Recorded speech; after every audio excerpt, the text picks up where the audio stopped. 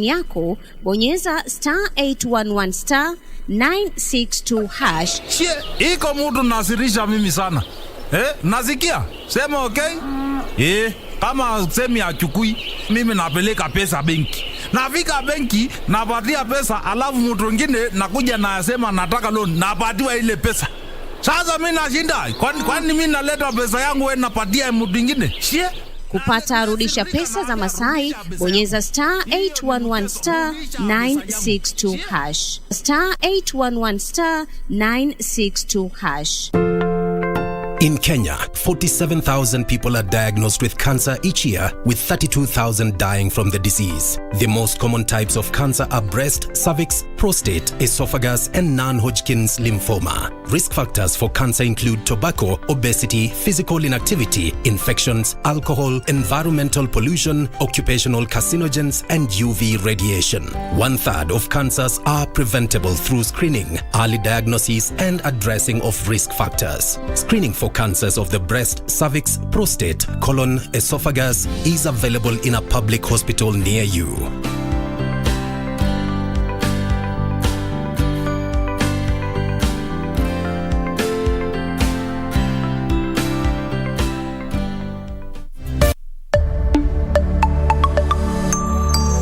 Been waiting for 6 hours. So unajua lazima ungepitia kwa ofisi. Kwa nini ukuniambia uliuza gari yako? Gari yangu iko kwa mechanic. Zalani. Lulu aliona kwa ghetto na mtu mwingine. Well, Melissa, unaweza tueleza jana usiku around saa 4 hivi ulikuwa wapi? Kwa babangu, why? Tunachunguza mauaji. Melissa, what has she gone and gotten herself into this time? As if we don't have enough trouble as it is. You guys are here wasting your time when you should be out there finding the people responsible. Cheki Buda, sujibonge. Saidia nisaidie.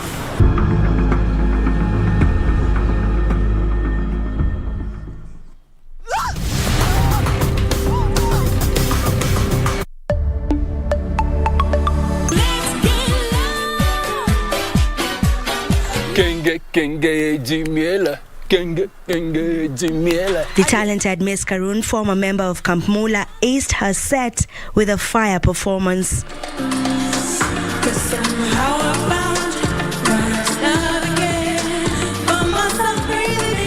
Time for BN of Sauti Sol came, and from the minute he stepped on stage, the crowd loved on him.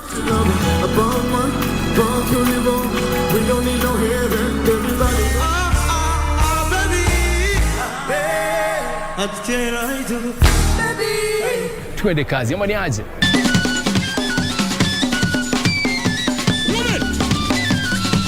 Chiki Kuruka is seen telling a girl off because this girl was just all over BN.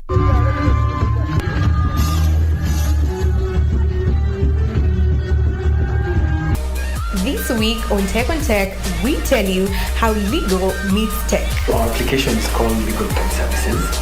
It's a web-based application, and what it does is allow for the exchange of legal services. In tech news, e-insurance startup bags 1.2 billion in Series A drive, and internationally, Elon Musk presents Optimus. This is a humanoid robot. More details in our tech news roundup. Join me, Stephanie Ayeta and Grace Gidaiga, as we serve you with only the best tech updates the world over.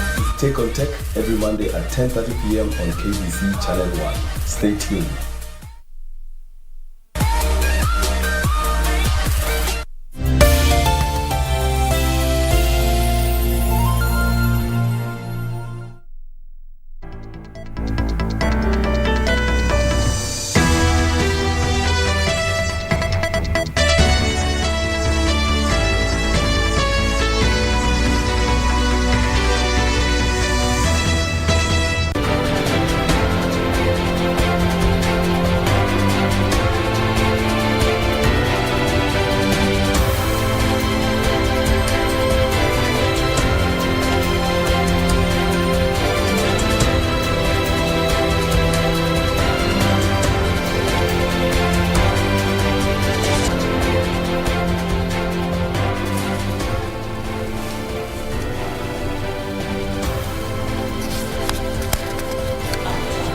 Na hujambo mpenzi mtazamaji, karibu kwenye Darubini ya Channel 1 leo ikiwa ni tarehe 31 mwezi wa kwanza mwaka 2023, ambapo hii leo mtazamaji ni siku ya mwisho ya mwezi wa Januari ambao umekuwa ni mrefu sana lakini umefikia tamati. Bila shaka mtazamaji, kikosi chetu kizima cha wanahabari na wahariri kimekuwa kikishughulika mchana kutwa kukuandalia taarifa kemkem. Usiende mbali mtazamaji, kwani tumekuandalia taarifa kutoka humu nchini kuhusiana na spoti, maelezo. Popote ulipo mtazamaji, ungana nasi kwa dakika 30 ya habari, uchambuzi na maelezo na vile vile michezo. Bila shaka mtazamaji, lakini mwanzo tupate vidokezo.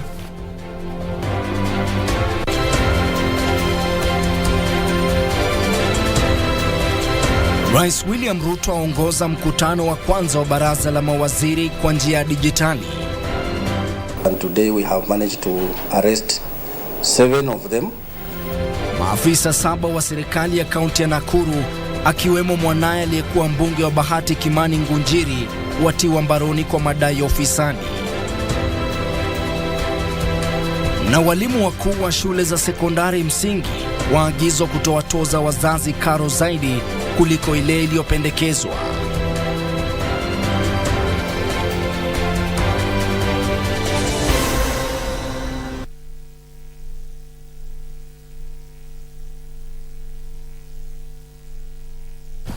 Ni hakiki na tendeti mtazamaji, mimi ni Ben Chumba. Bila shaka mtazamaji, nami ni Sarafi Nairobi, mwenzetu wa ishara ni Susan Thuku, na vile vile unaweza kutupata mbashara pale Facebook, YouTube na Twitter @Sarafin_Robi, @KBC Channel 1 na @Ben K Chumba. Mtazamaji, bila kupoteza wakati tunafululiza hadi taarifa yetu kuu, ambapo tunaripoti kwamba Rais William Ruto leo aliongoza mkutano wa kwanza wa baraza la mawaziri usiohusisha maandishi kwenye makaratasi na kuashiria mwanzo wa mpango wa serikali wa kuendesha shughuli zake kidijitali. Na Rais Ruto alisema hatua hiyo ni ishara tosha kwamba serikali inaelekea kukumbatia mfumo wa utekelezaji shughuli zake kidijitali. Hiyo ni taarifa tu ambayo bado inapakuliwa, tutakupasha tu wakati itakuwa tayari, lakini tusonge mbele. Bila shaka kwingineko ni kuwa baadhi ya wanasiasa wa mrengo wa Azimio la Umoja wakiongozwa na kiongozi wa walio wengi katika bunge la kaunti ya Nairobi Peter Imwatok wameidiriki serikali kuwakamata viongozi wao Raila Odinga, Martha Karua, Kalonzo Musyoka na wengineo badala ya kuwafuata watu wa chini. Viongozi hao waliyasema haya baada ya mwakilishi wadi wa Korogosho Absalom Odhiambo kufikishwa katika mahakama ya Milimani, ambapo idara ya upelelezi wa makosa ya jinai inataka azuiliwe kwa siku 7 kutoa fursa ya uchunguzi. Mwakilishi wadi wa Korogocho Absalom Odhiambo aliyekamatwa jana, huku idara ya upelelezi wa jinai ikiwasilisha ombi la kutaka azuiliwe kwa siku 7 kwa makosa ya uchochezi na ukiukaji sheria. However, what you've not been informed is that he was arrested at the NCIC building while he was honoring a summon. We do not have a holding charge to suggest why in the first place the respondent continues to be detained. I happened to defend 5 cabinet ministers right now who are charged of similar offenses.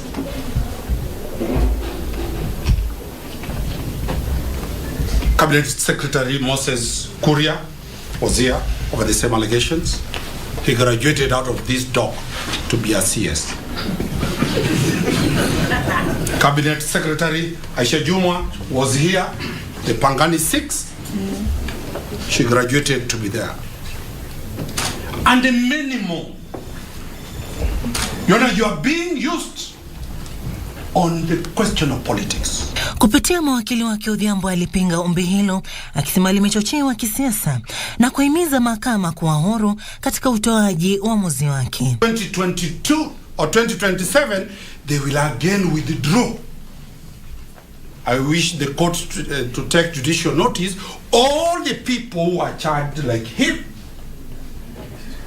their charges have been withdrawn, and the affidavits sworn by the police have been recanted by the same police that they were forced to swear those affidavits, and they have been elevated to cabinet positions. Hakimu Gilbert Chikwe atatoa uamuzi kesho tarehe 1 Februari mwaka huu. Aidha, baadhi ya wanasiasa wa mrengo wa Azimio la Umoja ambao walihudhuria kikao hicho cha mahakama hawakufurahia kufikishwa kwa mwakilishi wadi huyo mahakamani. We ask the state actors to arrest one called Raila Amolo Odinga. That's what we are daring them. Stop arresting small fish. We have our father called Raila Amolo Odinga. Arrest him. Together with Martha Karua, arrest her. Together with Kalonzo Musyoka, arrest him. Together with Oparanya, arrest him. And then we see how it plays out. Kwingineko, katibu mkuu wa chama cha Jubilee Jeremiah Kioni amepuzilia mbali madai kuwa rais mstaafu Uhuru Kenyatta ndiye anafadhili mikutano ya hadhara ya mrengo wa Azimio. Akihutubia wanahabari mjini Nyahururu, Kioni aliwashtumu wanaoeneza madai hayo akisema hayana msingi wowote. The robust opposition that he is going to see is none that he had never imagined what is coming. And also, those fake offices he is creating of leader of opposition and the rest, as how? We are not interested with them. Sarafina Robi, Darubini. Kwingineko, taasisi ya wanasheria wa kike inataka kuwe na ukaguzi wa kijinsia kushughulikia tofauti zilizopo wakati wa kuajiri, kuwapandisha ngazi na malipo ya mishahara kwa wanasheria wa kike. Kulingana na ripoti iliyozinduliwa leo katika hoteli moja jijini Nairobi, mapendeleo, dhana potofu pamoja na dhulma za kijinsia vingali changamoto kwa wanawake wasomi. Jaji Mkuu Martha Koome ambaye aliongoza uzinduzi wa ripoti hiyo alisema licha ya changamoto hizo, bara la Afrika limepiga hatua katika kuwaunga mkono wanawake wanaohudumu katika idara za mahakama na kwamba hipo haja ya ushirikiano katika kuwafikia usawa wa kijinsia.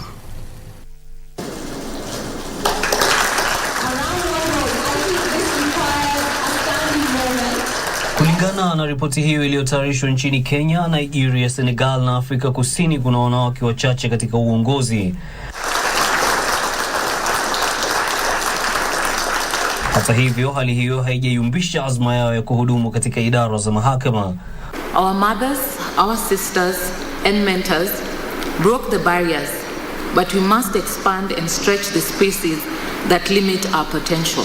May you seek to be extraordinary, and may you create ripples in this legal fraternity. Africa leads in the world in the number of women chief justices than anywhere else in the world. Most people don't know this. Jaji Mkuu Martha Koome amesema mafanikio mengi yameafikiwa katika idara ya mahakama nchini Kenya, huku wajumbe 21 wakizuru taifa hili kujionea jinsi masuala ya mahakama yanavyoendeshwa.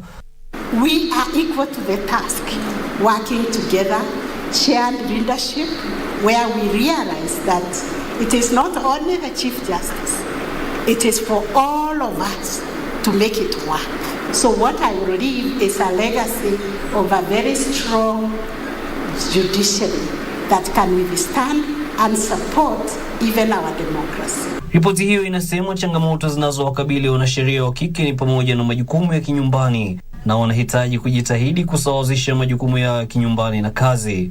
Ripoti hiyo inapendekeza kubuniwa kwa sera zitakazoangamiza ubaguzi wa kijinsia katika taaluma hiyo. Even as we achieve formal equality, do we achieve actual equality? I thought I had seen it all, having come from the Kenya government, the Kenyan judiciary, having come at the international judiciary. I was wrong, because now I'm doing work in South Sudan. I'm reforming the judiciary of South Sudan. Washikadau waliohudhuria uzinduzi huo walikubaliana kwamba mafanikio ya wanawake kwenye sekta hiyo yanahitaji ushirikiano. Yusufar, Darubini. Kwingineko ni kwa maafisa 7 wa sasa na wa zamani wa serikali ya kaunti ya Nakuru wamekamatwa kwa kutoa zabuni ya shilingi milioni 7.9 kinyume cha sheria ya ujenzi wa soko la Kiratina. Tume ya maadili na vita dhidi ya ufisadi imesema washukiwa 3 zaidi wanasakwa kuhusiana na sakata hiyo. Watu hao waliokamatwa ni pamoja na mwanawe wa kike aliyekuwa mbunge wa Bahati Kimani Ngunjiri, Edith Wanjiru, ambaye aliwahi kuhudumu kama afisa mkuu wa masuala ya biashara na viwanda kwenye serikali ya gavana wa zamani Lee Kinyanjui. Wale ambao wangali wanahudumu kwenye serikali ya kaunti hiyo ni pamoja na afisa wa ununuzi Jackson Maingi, pamoja na Ann Njeri, mahasibu Nixon Kibet na afisa wa masuala ya utalii Florence Karanja. Na tume hiyo ilimkamata Edith Wangari na Jen Njoki ambao walikuwa wakurugenzi wa kampuni iliyopewa zabuni hiyo ya Levy Contractors. Mkurugenzi wa tume hiyo tawi la South Rift Ignatius Wekesa amesema kampuni hiyo haikuwa imesajiliwa na halmashauri ya kitaifa ya ujenzi na pia ilikosa kuwasilisha cheti halali cha ulipaji ushuru, huku uchunguzi ukibainisha kwamba cheti hicho kilikuwa kimepitwa na wakati. At the end of the investigations, sometimes in November, we forwarded the file to DPP with recommendations to charge various officers of the county government, especially Minister of Trade, and the contractors who are awarded the tender, namely Levy Contractors Limited. And today we have managed to arrest 7 of them. And I'm also warning the contractors, these so-called proof case contractors who don't have the requisite documentation to enable them and capacity to enable them to perform jobs, and yet they are all over trying to bid for contracts which they are very much aware that they cannot deliver.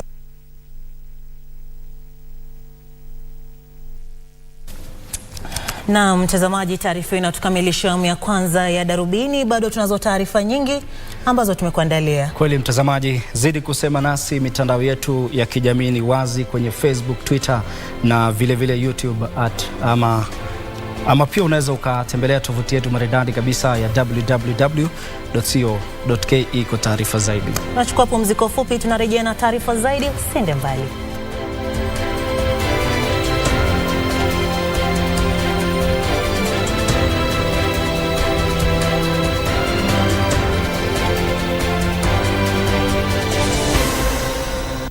Stop searching in wrong places. Billions in unclaimed cash and other assets are here for you. Unclaimed financial assets include bank accounts, insurance policies, and other financial assets belonging to people just like you. Don't let your assets remain unclaimed. Take a few minutes to check and see if you have any unclaimed financial assets. Claiming your assets is easy. Simply visit www.ufaa.go.ke, dial *361# or visit Huduma Center near you. Labda umeomoka na ujui? The Unclaimed Financial Assets Authority. Receive, safeguard, reunite.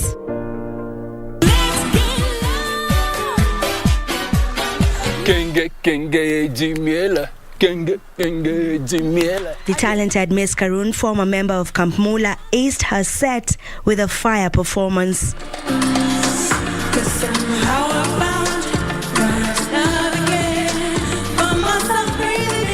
Time for Bien of Sauti Sol came, and from the minute he stepped on stage, the crowd loved on him.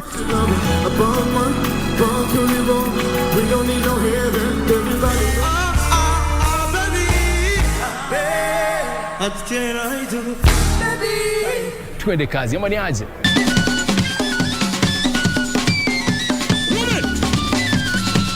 Kiki Kuruka is seen telling a girl off because this girl was just all over BN.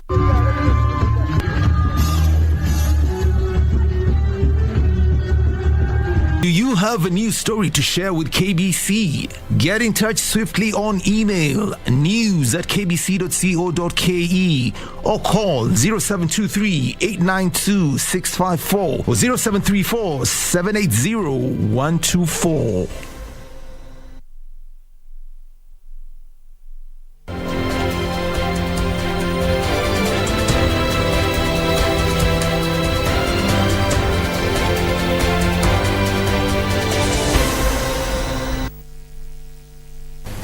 Naam, karibu tena mtazamaji, unaendelea kutazama Darubini ya Channel 1. Kumbuka pia unaweza kutupata mbashara pale Facebook, YouTube na Twitter @KBC Channel 1, @BenK Chumba na @Sarafin_Robi.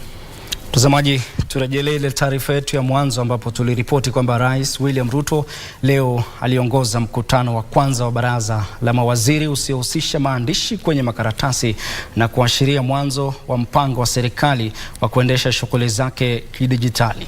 Na Rais Ruto alisema hatua hiyo ni ishara tosha kwamba serikali inaelekea kukumbatia mfumo wa utekelezaji shughuli zake kidijitali. Katika mikutano ya hapo awali, mawaziri huwasili kwenye mkutano wao wa kila Jumanne na rais wakibeba stakabadhi nyingi zikijumuisha faili. Na siku ya Jumanne tarehe 31 mwezi Januari mwaka 2023 iliashiria mwamko mpya. Ndani ya ukumbi wa mkutano wa baraza la mawaziri walipata mitambo ya dijitali iliyounganishwa na faili zao, huku kukiwa na vitabu vya kuandika. Hatua hiyo inatarajiwa kupunguza gharama ya kupiga chapa na kuhakikisha usalama wa kumbukumbu za yanayojadiliwa katika mikutano ya baraza la mawaziri. Rais Ruto alisema hatua hiyo ni ishara tosha kwamba serikali inaelekea katika mfumo wa kuendesha shughuli zake kidijitali. Process of digitization of all government services is going to be part and parcel of the processes of the government of Kenya and part of the delivery of this administration. So I want to congratulate CS Owalo and team. John Jacob Kuria and Darubini. Na turejee mahakamani ambapo kituo cha sheria kimewasilisha kesi katika mahakama kuu kupinga uamuzi wa serikali wa kuruhusu ukataji na uuzaji wa mibuyu yani baobab kutoka kaunti ya Kilifi. Kundi hilo, mtazamaji, la wanaharakati linasema ukataji huo unaathiri mazingira na jamii zinazotegemea miti hiyo. Kituo cha sheria kinapinga mkataba wa Oktoba mwaka jana uliotiwa saini kati ya kampuni ya halmashauri ya usimamizi wa mazingira na kati ya kampuni ya Seaweed International na jamii za kaunti ya Kilifi uliowezesha halmashauri ya usimamizi wa mazingira NEMA kuruhusu uuzaji mibuyu nchini Georgia. Wanasema huduma ya kitaifa ya misitu na NEMA zilitoa leseni ya kuruhusu ung'oaji wa miti hiyo. Kwenye stakabadhi za mahakama, kituo cha sheria pia kimeikosoa serikali ya kaunti ya Kilifi kwa kutoa leseni za kuruhusu ung'oaji wa miti hiyo bila kuzijali jamii zinazoitegemea. Kwingineko, washukiwa 4 waliokamatwa kuhusiana na kifo cha mwanamitindo ya mavazi na mwanaharakati Edwin Kipruto kwa jina jingine Chiloba wameachiliwa huru baada ya kukamilishwa kwa uchunguzi. Wakili wa serikali Anthony Fedha aliambia mahakama moja Eldoret kwamba uchunguzi uliofanywa haukupata ushahidi wowote unaohusisha washukiwa hao 4 na mauaji hayo. Sasa wamesalia na mshukiwa mkuu Jackton Odhiambo atakayefunguliwa mashtaka ya mauaji. 3 kati ya washukiwa hao ni wa umri mdogo na watahitajika kufika katika ofisi za idara ya upelelezi mara moja kila mwezi. Kesi hiyo itatajwa tarehe 8 mwezi Februari mwaka huu. Mwili wa Chiloba uligunduliwa kwenye sanduku la mabati katika barabara ya Kipenyo Kaptinga katika kaunti ya Uasin Gishu tarehe 3 mwezi huu. Bentro Njwe, Darubini.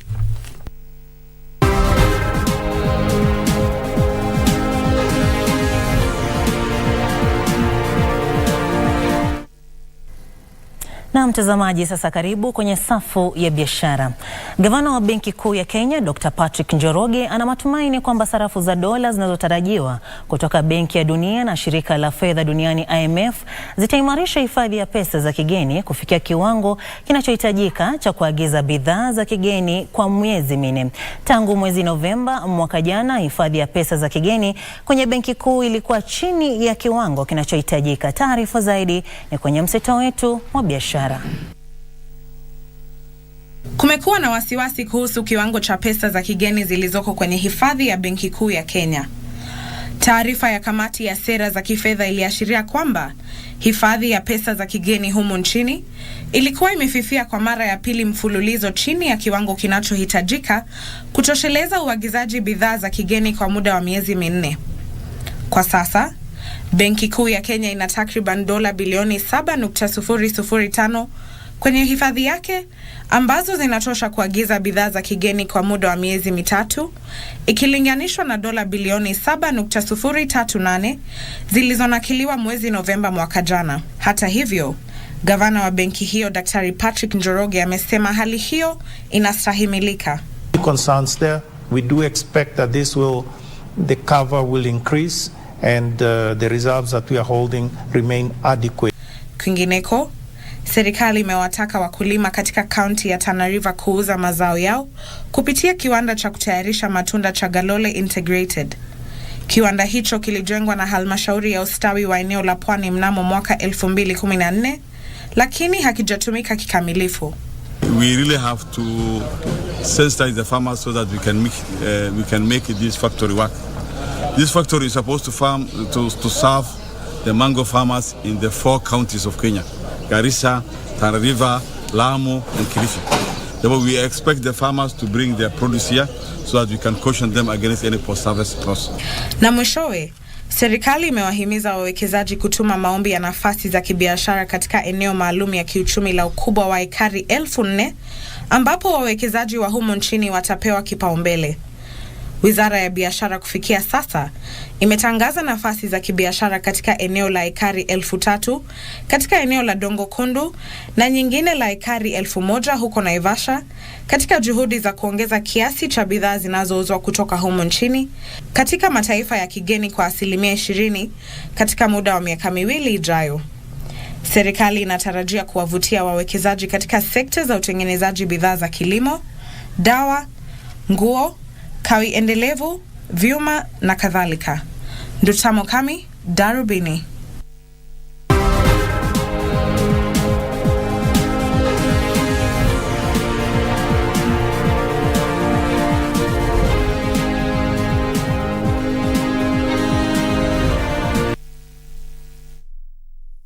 Chuma ndio nyumba. Nyumba zetu zile tumejenga, tunatumianga chuma ya ndosi.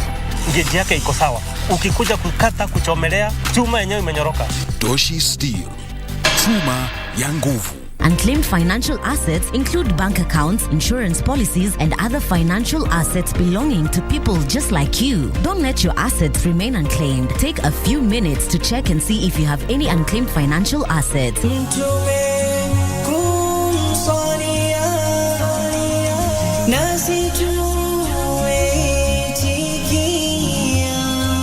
محافظة على الجمال فيك وفيك العفة دي آية حجابك نور محليكي. Simply visit www.ufaa.go.ke, dial *361# or visit Huduma Center near you. Labda umeomoka na ujui? The Unclaimed Financial Assets Authority. Receive, safeguard, reunite.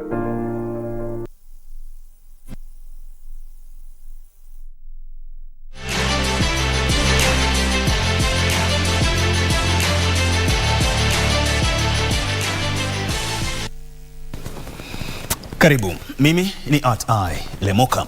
Timu ya kabadi ya TAK ilishinda timu ya Hawks ya chuo kikuu cha Kenyatta kwa alama 79 kwa 45 kwenye mechi ya ufunguzi ya ligi ya kabadi ya wanaume iliyoanza leo katika uwanja wa kimataifa wa Moi Kasarani. Tizama jinsi mambo yalivyokuwa. Kwenye matokeo mengine, timu ya Administration Police ilishinda Kiambu Plackers kwa alama 52 kwa 48, ilhali JKUAT Assassins ikaandikisha ushindi wa alama 65 kwa 36 dhidi ya timu ya chuo kikuu cha Machakos. Timu itakayoshinda ligi hiyo ambayo itakamilika tarehe 28 mwezi ujao itatuzwa zawadi ya pesa taslimu na kombe. Timu mbili za mwisho zitashushwa ngazi, ilhali timu nyingine mbili zitapandishwa daraja kushiriki katika mkondo wa pili wa ligi hiyo. Mkondo wa pili unatarajiwa kuandaliwa mwezi Mei mwaka huu. Ligi hiyo itatumiwa kuchagua timu ya taifa itakayoshiriki katika mashindano yajayo ya kimataifa ya kabadi yatakayoandaliwa mwezi Machi nchini Bangladesh.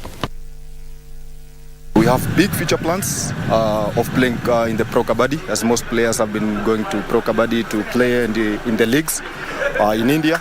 So as a team we have got those plans. It's been a journey. We've walked this journey for a long time. It's now 7 years of this journey and we've not able to achieve this. My players have really waited for such a big day for them.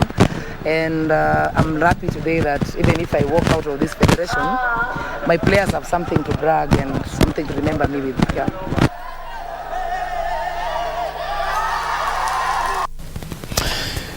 Na katika basketball, miamba wa mpira wa kikapu wa msaada Giants of Africa wametangaza mpango wa kusherehekea maadhimisho ya miaka 20 barani Afrika. Shirikisho hilo litawaleta pamoja zaidi ya vijana 250 kutoka mataifa 16 barani Afrika hadi jijini Kigali huko Rwanda kwa muda wa wiki moja kusherehekea mpira wa kikapu, kuelimisha utamaduni na burudani mwezi Agosti mwaka huu. Giants of Africa iliyozinduliwa mwaka 2003 na kinara wa timu ya Toronto Raptors Masai Ujiri inatumia mpira wa kikapu kuelimisha watoto barani Afrika na pia kukarabati viwanja vya mchezo huo, kutoa mafunzo na pia kuandaa michuano mbalimbali baina yao. Mpango huo umeanzishwa katika mataifa 17 barani Afrika ikiwamo Kenya, ambako viwanja vya mchezo huo vilijengwa na kuzinduliwa katika shule ya upili ya Dagoretti na Diwopa huko Kayole. Mwaka huu watasherehekea miaka 20 kwa kualika chipukizi 250 nchini Rwanda kwa maadhimisho ya sherehe hizo. Sherehe hizo zitakuwa na mafunzo mbalimbali kuhusu uongozi, mwongozo kwa wanawake, elimu kuhusu maendeleo na usaidizi kwa wenzao. Sherehe za maadhimisho hayo zitaandaliwa kuanzia tarehe 13 hadi 19 mwezi Agosti. Na timu ya Leeds FC ilishinda Dandora All Saints bao 1-0 katika mechi ya nusu fainali kuwania ubingwa wa kombe la mashindano ya mwaka huu ya Koth Biro iliyoandaliwa leo katika uwanja wa Umeme Ziwani, Nairobi. Tizama. Kufuatia ushindi huo, sasa Leeds FC itamenyana na Koroge's FC katika fainali itakayoandaliwa Jumamosi hii. Emmanuel Erupe aliifungia Leeds bao hilo la pekee mnamo dakika 23 na kuihakikishia nafasi fainalini.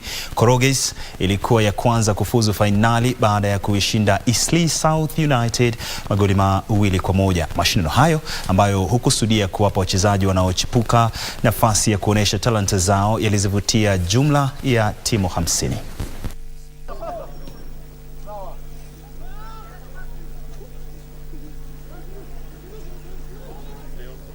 Wamekuwa part of the tournament, volunteers, good from the people.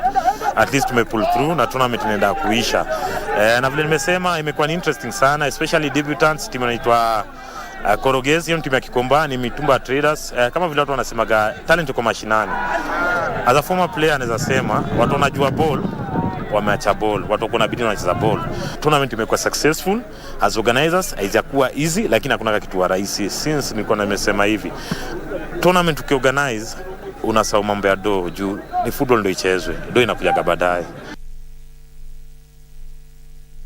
Taarifa yake Bernard Okumu. Shukrani sana Bernard Okumu kwa taarifa hiyo. Wenyeji Algeria watachuana sasa na Niger usiku huu, huku michuano ya mataifa ya bara Afrika ikiingia awamu ya nusu fainali jijini Algiers huko Nigeria. Senegal itacheza dhidi ya Madagascar kwenye mechi ya pili ya nusu fainali. Na kwingineko nchini Uingereza, West Ham itakabiliana na Manchester United kwenye mechi ya raundi ya 5 ya kombe la FA baada ya kushinda Derby mabao 2-0 hiyo jana. Belkhiter, a shot at goal has to come. Eventually a driving shot that Foley is able to scoop away. Algeria itanuia kufuzu kwa mechi ya fainali ya michuano baina ya mataifa ya bara Afrika kwa mara ya kwanza itakapochuana na Niger usiku huu kwenye mechi ya nusu fainali ya kwanza. Katika nusu fainali nyingine, Senegal itacheza dhidi ya Madagascar. Washindi wa mechi hizo watachuana kwenye mechi ya fainali iliyopangiwa kuchezwa tarehe 4 mwezi ujao, ilhali timu zitakazoshindwa zitachuana kwenye mechi ya kung'ang'ania nafasi ya 3 tarehe 3 mwezi ujao.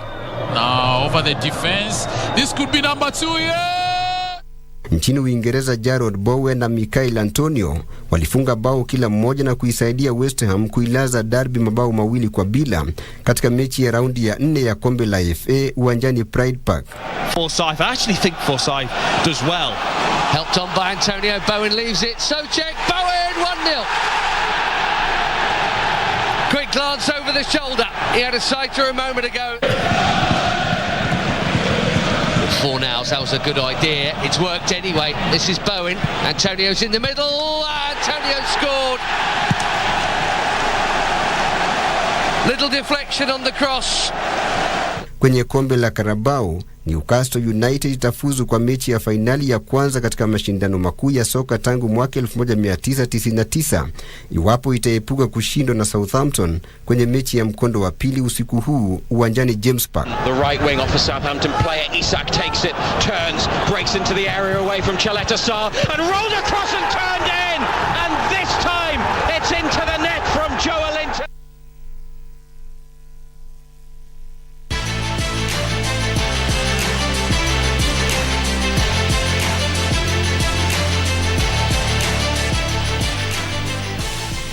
Na basi kwa mseto huo wa habari za kimataifa, sina budi ila kutamatisha Darubini michezo siku hii ya leo, ikiwa ni siku ya mwisho kabisa wakati tunaingia mwezi Februari hiyo kesho, na kutakieni nyote usiku mwanana na kuregesha kwake Ben Chumba, hali kadhalika Sarafina Robi. Mimi ni @I Lemoka na nimetoka. Mtazamaji, upande wetu pia hatuna la ziada ila kutoa shukrani jazila kwa wale wote waliofanikisha matangazo haya. Bila shaka mtazamaji, nimekuwa msomaji wako Sarafina Robi, mwenzetu wa ishara amekuwa ni Susan Thuku. Kuwa na jioni njema. Mimi ni Ben Chumba, kwa heri, uwe na heri, alamsiki.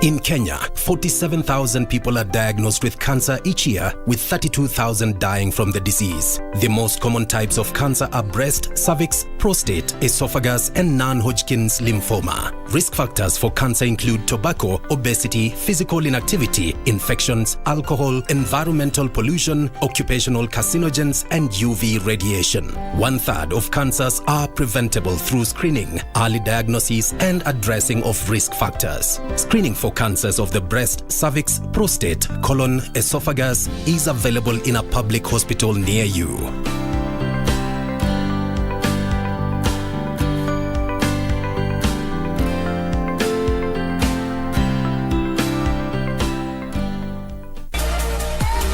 This week on Tech, we tell you how legal meets tech. Our application is called Legal Tech Services.